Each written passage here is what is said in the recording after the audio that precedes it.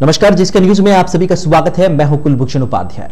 राष्ट्रीय कांग्रेस पार्टी के पूर्व अध्यक्ष राहुल गांधी की शनिवार को किशनगढ़ के रूपनगढ़ में किसान सभा और दिल्ली में किसान आंदोलन के समर्थन में विशाल ट्रैक्टर रैली का आयोजन हुआ, जिसमें भाग लेने के लिए ब्यावर ब्लॉक कांग्रेस के निवर्तमान अध्यक्ष सोहन बेवाड़ा और युवा कांग्रेस के कार्यकर्ता अध्यक्ष भूपेंद्र पाल पवार के नेतृत्व में चांगेड स्थित महात्मा गांधी सर्किल से कार्यकर्ता रवाना हुए। इस दौरान 2 बसें और अन्य वाहनों में करीब 100 से अधिक कार्यकर्ता किशनगढ़ के लिए रवाना हुए। किसान महासभा और ट्रैक्टर रैली में भाग लेने के लिए किशनगढ़ जाने के दौरान कार्यकर्ताओं में जबरदस्त उत्साह नजर आया। इस दौरान कार्यकर्ताओं ने राहुल गांधी जिंदाबाद, सोनिया गांधी जिंदाबाद, अशोक गहलोत जिंदाबाद और कांग्रेस पार्टी जिंदाबाद के जमकर नारे भी लगाए। इसके पश्चात सभी कार्यकर्ता बसों के माध्यम से किशनगढ़ के लिए रवाना हुए। किसान महासभा में भाग लेने जाने के दौरान मनोज चौहान, कल्पना भटनागर, राधिका शर्मा, बालूराम सैन, रामलाल लखन, भंवरलाल वैष्णव, जगदीश राठौड़, सीपी शर्मा, मोहम्मद इमरान, राजेंद्र तुनगरिया, संतोष साहू, हनुमान चौधरी, अजय शर्मा, अशोक राका, भगवान दास पालड़िया, जोगेंद्र हेजू, गौतम हेजू और नितेश यादव सहित बड़ी संख्या में बसें व अन्य वाहनों से सवार होकर किशनगढ़ के लिए सभी कार्यकर्ता रवाना हुए। ब्यावर के अजमेर रोड स्थित एक दवाई की दुकान को निशाना बनाते हुए दुकान के गले में रखी 15,000 रुपए चुरा कर चोर मौके से फरार हो गए।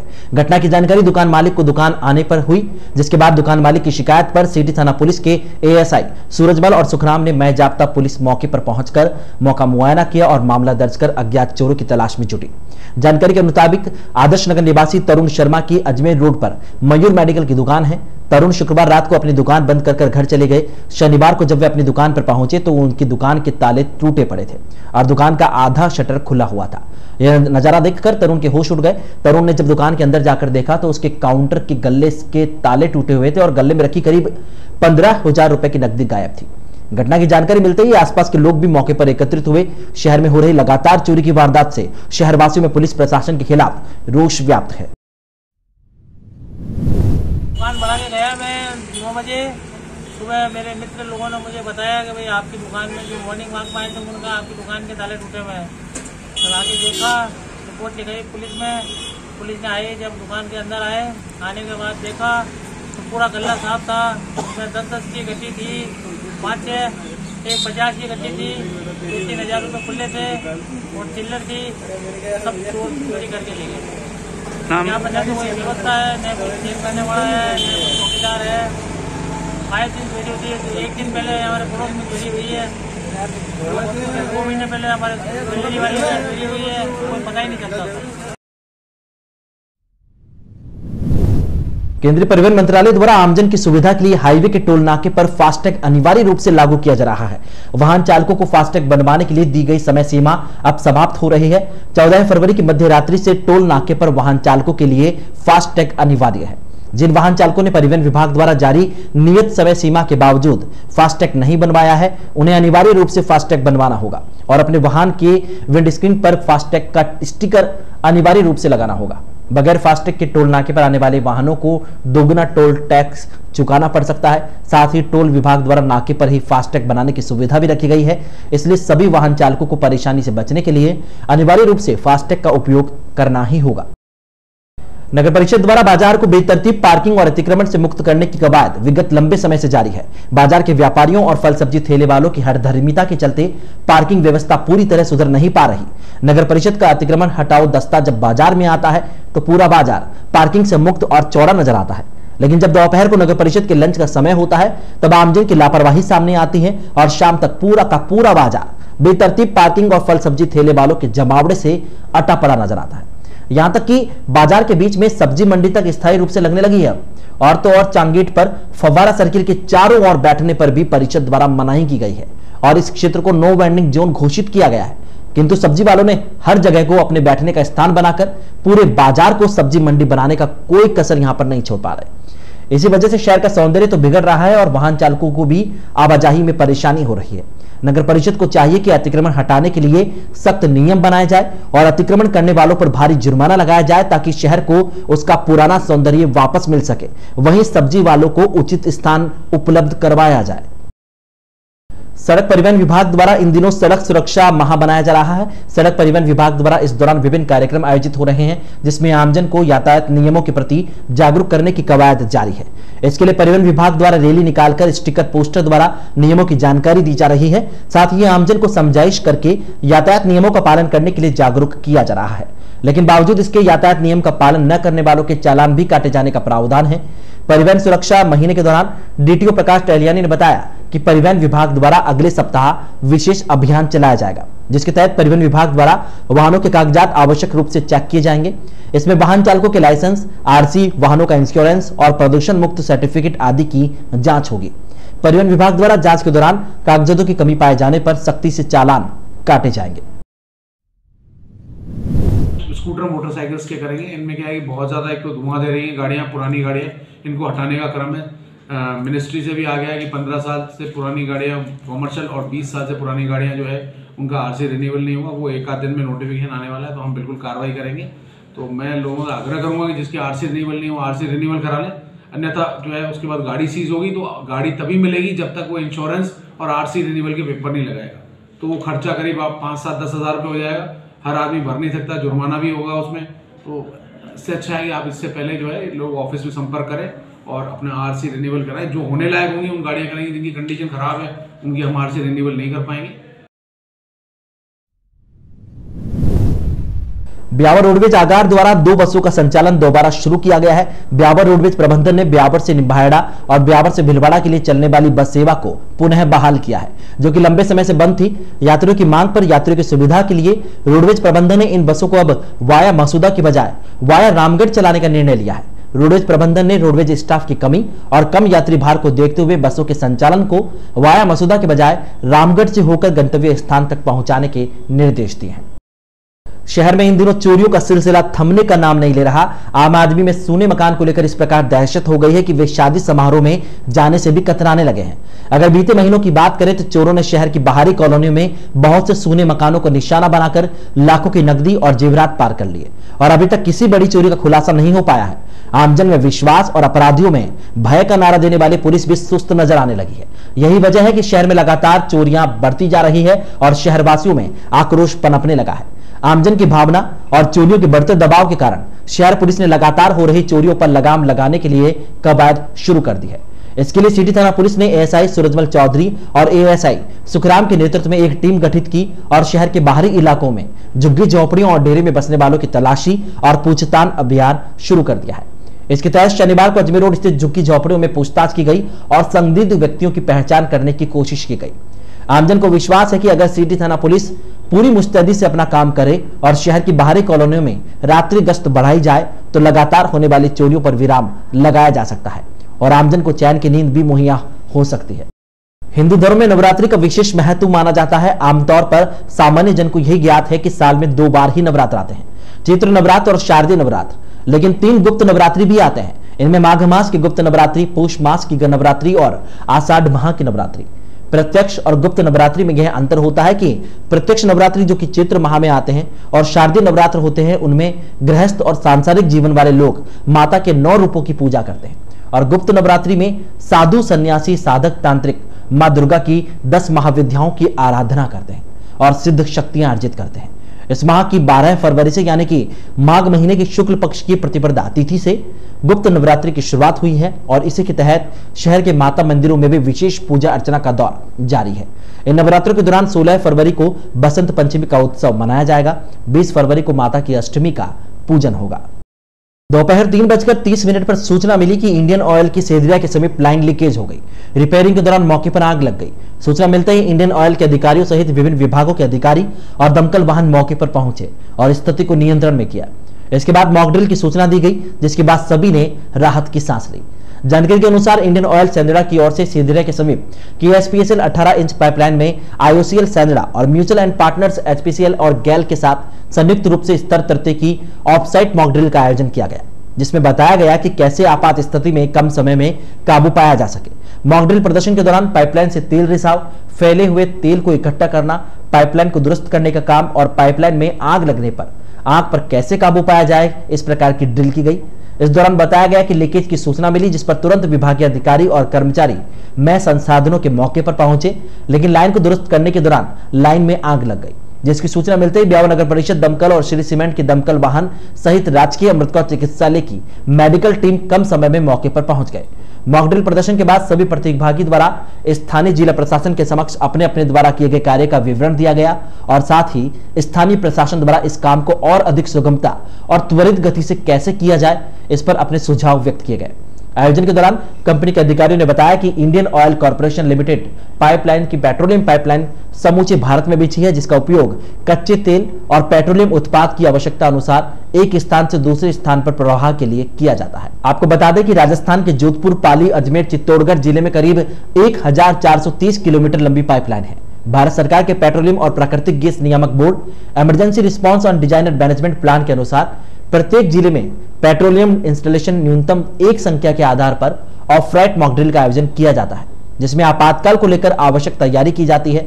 मॉक ड्रिल के दौरान इंडियन ऑयल संजड़ा के जनरल मैनेजर एमआर सेनाई, सुएम GL Arya, main line manager OP Meena, assistant manager Jitendra Meena, GAIL India के डीजीएम एनके सिंह, सिटी थानाधिकारी संजय शर्मा सहित अन्य अधिकारी मौजूद रहे। शहर में कहने को तो विशेष सफाई अभियान चलाया जा रहा है, लेकिन अभी भी कई क्षेत्र ऐसे हैं जहां दोनों ही चरणों में चले सफाई अभियान के तहत जिम्मेदारों का ध्यान नहीं गया। हालात यह है कि कचरा डिपो बना होने के बावजूद अन्यत्र जगह खुले में कचरा डाला जा रहा है। सफाई के अभाव में नाले गंदगी से अटे पड़े हैं, वहीं सड़क किनारे कचरे के ढेर लगे हैं, जिससे वहां से गुजरना तक दुश्वार हो चुका है। लेकिन फाटक बंद होने के कारण कचरे के समीप खड़ा रहना लोगों की मजबूरी है। जानकारी के अनुसार वर्तमान में शहर में एसडीएम श्वेता चौहान के निर्देशन में ब्यावर शहर में चलाए जा रहे विशेष स्वच्छता अभियान के तहत अलग अलग वार्डों में सफाई कार्य करवाया जा रहा है, लेकिन ब्यावर के मेल रोड पर कचरे और गंदगी को लेकर किसी का ध्यान नहीं जा पा रहा। हालात यह है कि रेलवे स्टेशन की ओर से आने वाला जो नाला है पूरी तरह से भी चौक है, नाले में कचरा भरा है, वहीं सफाई के अभाव में उसमें झाड़ियां तक उगाई है। वहीं डीएफसीसी आरयूबी के समीप कचरे के ढेर लगे हैं, जिसको कई माह से उठाया तक नहीं गया, जिससे उठती दुर्गंध और गंदगी के कारण वहां से गुजरना भी दुश्वार है। लेकिन फाटक बंद होने के दौरान वहां पर जब कचरा देखा जाता है तो किस तरह राहगीरों को मुश्किल हो सकती है, ये अंदाजा तस्वीरों से लगाया जा सकता है, जिस पर मुंह मारते आवारा पशु पूरी सड़क पर कचरा फैला देते हैं। मिल रोड पर स्थित कचरा डिपो को हटाने को लेकर कई लोगों ने नगर परिषद आयुक्त सभापति को शिकायत दे दी है, लेकिन आज तक कोई कार्रवाई नहीं कर की गई। हालात जस के तस हैं, वहीं कचरे में लड़ते आवारा जानवर हादसे का भी कारण बन रहे हैं। मिल रोड से फाटक तक कचरा डिपो है, पर उसमें क्या है, कचरा डालते नहीं है, साफ सफाई है नहीं यहाँ पे, और ये नाला पूरा भरा हुआ रहता है, जैसे कि कुछ चल सकता है यहाँ पे, और जानवर भी इत्यादि मरे हुए पड़े रहते हैं यहाँ पे। और जैसे कि ये माता जी नाला साफ कर रही है, ये भी कोई सफाई में ध्यान नहीं देते हैं, जानवर की बदबू वगैरह भी आती है। हमने अर्जी भी लिख रखी है। नील रोड के स्थिर हमारे नाला है, इतना ब्लॉक हो रखा है कि इस पे इतनी परत जम चुकी है, इतने टाइम से एक व्यक्ति आराम से चल सकता है इसके ऊपर। सफाई नहीं होती यहाँ पे, और हमारे डिपो है, इसके बाद रोड पे भी कचरा जाता है, इसकी सफाई की जाए। स्वच्छ अभियान चल रहा है, अभी बीमारियां भी काफ़ी फैल रही है। वैसे भी हमारे यहाँ स्थित रेलवे स्टेशन के बाहर रेलवे फाटक है, वहाँ पे करीब 15 से 20 ट्रॉली कचरा की है, उससे नगर पालिका उठाने के लिए इनकार करती है, तो इसकी कार्रवाई की जाए और सफाई करी जाए। और सफाई अभियान चल रहा है बताओ हमारे ब्यावर सिटी में, तो इसके खिलाफ कोई कार्रवाई की जाए। हम तो यही चाहते हैं कि सफाई रहे पूरे शहर में। काफ़ी बीमारियाँ भी चल रही है और पर्यावरण भी बेकार हो जाता है इससे।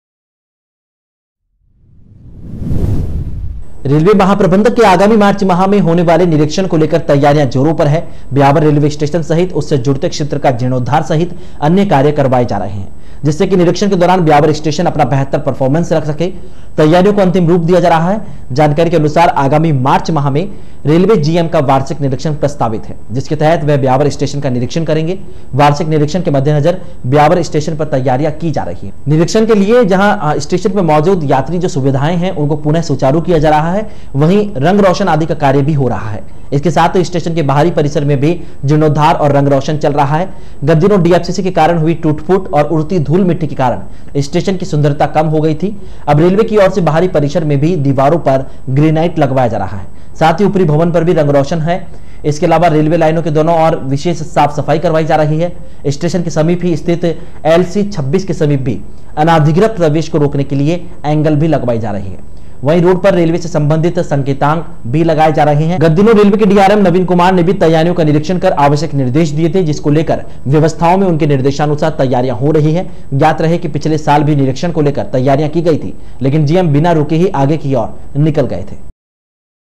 हर बच्चे को मां के दूध का अमृत मिले, इसी उद्देश्य को लेकर 4 साल पूर्व राजकीय अमृत कौर चिकित्सालय की मदर एंड चाइल्ड विंग के साथ स्थापित आंचल मदर मिल्क रविवार को अपने सफलतम 4 साल पूर्ण करने जा रहा है।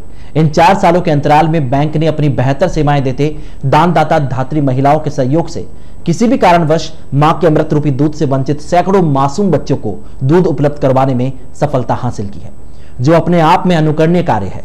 4 साल पूर्व फरवरी 2017 में राजस्थान सरकार के निवर्तमान स्वास्थ्य सलाहकार योग गुरु डॉक्टर देवेंद्र अग्रवाल के प्रयासों से बैंक की स्थापना की गई, जिसके बाद हजारों माताओं ने दूध दान कर बच्चों को नया जीवन दान दिया और कुपोषण से बचाया।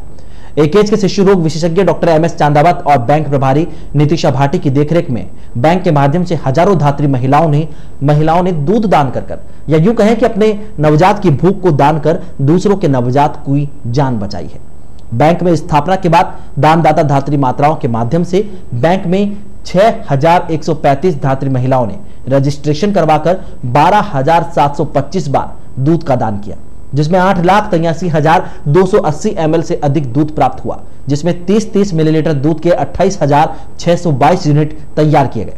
इनमें से 3,000 यूनिट दूध JLN अजमेर में स्थित आंचल मदर मिल्क और डिस्ट्रीब्यूशन सेंटर को भेजा गया, जबकि बचा हुआ AKH में भर्ती शिशुओं को चिकित्सक की अनुशंसा पर जारी कर नवजात बच्चों की जान बचाई गई। साथ ही 47,359 माताओं की काउंसलिंग कर माताओं को सर्विस दी गई। वर्तमान में 672 यूनिट AKH में स्टॉक चल रहा है। राजकीय अमृत कौर चिकित्सालय में शुक्रवार को कोरोना जांच हेतु सैंपल्स देने के लिए युवाओं की लंबी कतारें देखी जा रही है। सेना भर्ती के लिए उदयपुर में होने वाली रैली में सम्मिलित होने के लिए युवा अपनी जांच के लिए AKH पहुंच रहे हैं। शुक्रवार को लिए गए 160 सैंपल्स में से 2 की रिपोर्ट भी पॉजिटिव पाई गई, जिसमें से एक रिक्को हाउसिंग बोर्ड क्षेत्र का निवासी रहा, जबकि दूसरा पाली जिला क्षेत्र का है। जबकि शनिवार को AKH में रिकॉर्ड 374 सैंपल जांच के लिए एकत्रित किए गए। ज्ञात रहे कि आगामी दिनों में होने वाली सेना भर्ती रैली में शामिल होने वाले युवाओं के लिए कोरोना जांच रिपोर्ट आवश्यक की गई है। जांच में कोरोना नेगेटिव रिपोर्ट के बाद ही आवेदक को भर्ती रैली में शामिल किया जाएगा। इसी के चलते बड़ी संख्या में युवा सैंपल देने के लिए पहुंच रहे हैं। ब्यावर उप कारागृह में बंद बंदियों की ओर से खाने का बहिष्कार किए जाने के मामले में शनिवार को अजमेर जेल से जेलर नरेंद्र स्वामी ब्यावर पहुंचे और बंदियों से बातचीत कर उन्हें समझाइश की, जिसके बाद सभी बंदियों ने खाना खा लिया। जानकारी के अनुसार 2 दिनों से सब जेल में बंद बंदियों में से 2 बंदियों ने मोबाइल मिलने पर मुकदमा दर्ज करवाए जाने के मामले में जेल प्रशासन पर मारपीट कर आरोप लगाते हुए खाने का बहिष्कार कर दिया था। साथ ही अन्य बंदियों को भी उकसाकर खाने का बहिष्कार करवा दिया। शुक्रवार को मामले में दोनों ही बंदियों को अन्यत्र भेज दिया गया। वहीं SDM श्वेता चौहान ने उपकारागृह पहुंचकर बंदियों से समझाइश की थी, जिसके बाद आधे से ज्यादा बंदियों ने खाना खा लिया था, लेकिन कुछ बंदी फिर भी भूखे रहे। शनिवार को मामले में एक बार फिर अजमेर जेल प्रभारी नरेंद्र स्वामी ब्यावर पहुंचे और बंदियों से मामले की जानकारी लेकर उनसे समझाइश की। सब जेल प्रभारी सुखराम जाट ने बताया कि प्रभारी स्वामी की समझाइश के बाद सभी ने खाना खा लिया है। ब्रेक के बाद एक बार पुनः आप सभी का स्वागत है। आइए देखते हैं वो खबरें जो इस सप्ताह सुर्खियों में रही।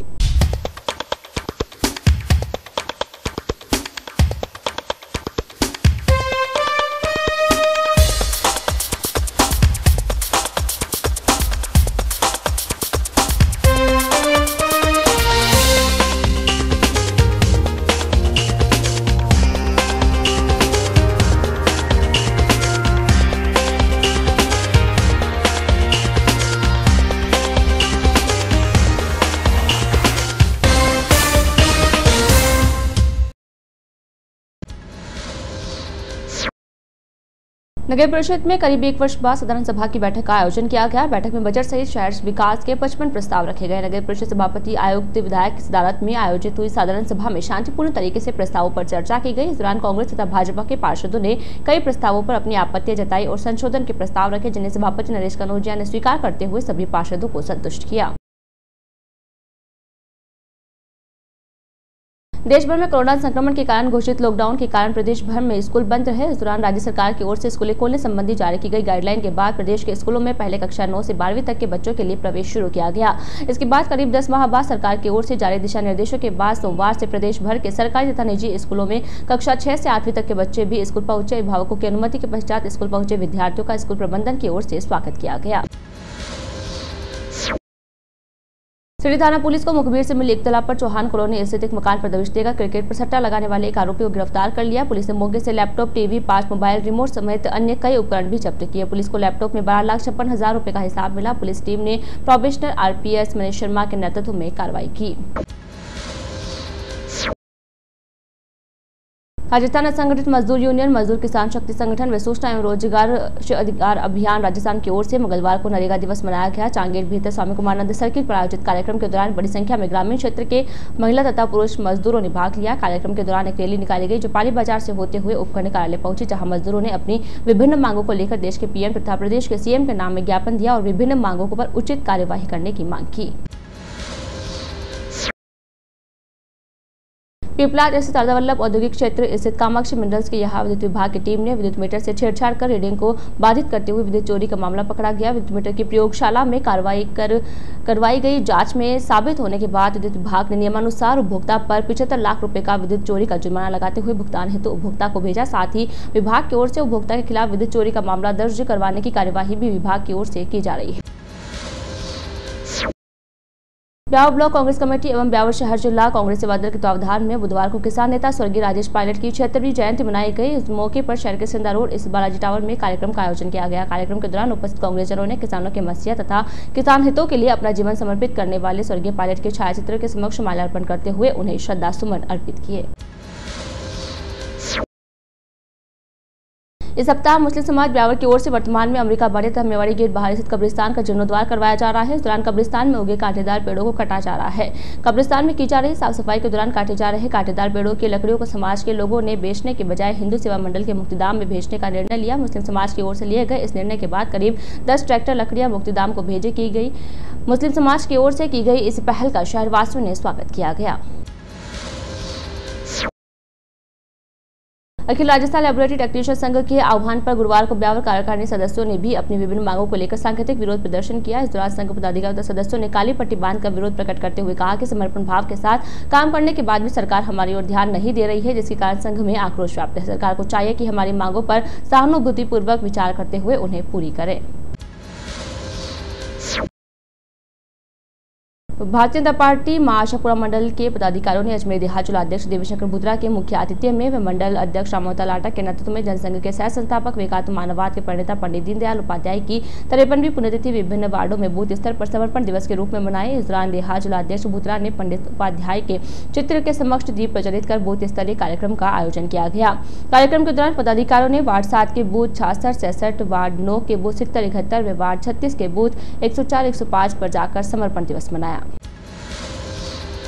शहर के मसूदा रोड स्थित गढ़ी हाउसिंग बोर्ड में अव्यवस्थाओं तथा सुविधाओं के नाम पर कुछ भी नहीं होने के कारण को लेकर गुरुवार को क्षेत्रवासियों ने हाउसिंग बोर्ड के खिलाफ विरोध प्रदर्शन किया। वार्ड पार्षद निर्मल पवार के नेतृत्व में एकत्रित हुए क्षेत्रवासियों ने हाउसिंग बोर्ड के खिलाफ जमकर नारेबाजी की। प्रदर्शन के दौरान क्षेत्रवासियों ने वार्ड में सड़कों का निर्माण तथा साफ सफाई की व्यवस्था करवाने की मांग की है।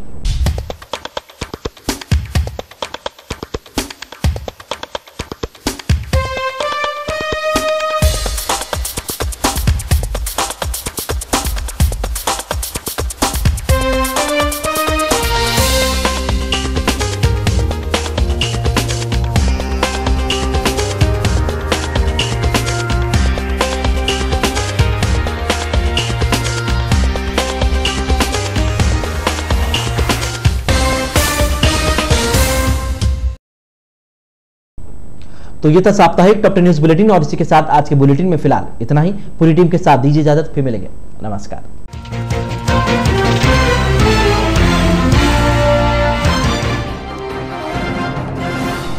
ब्यावर ब्लॉक कांग्रेस और युवा कांग्रेस के कार्यकर्ता पहुंचे किशनगढ़। राहुल गांधी की रूपनगढ़ में आयोजित किसान सभा में हुए शामिल।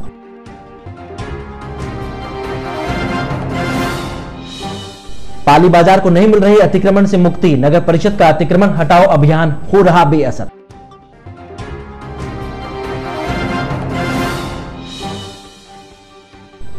आईओसी की ओर से मॉक ड्रिल का आयोजन, लाइन लीकेज होने और रिकवरी को लेकर किया गया ड्रिल।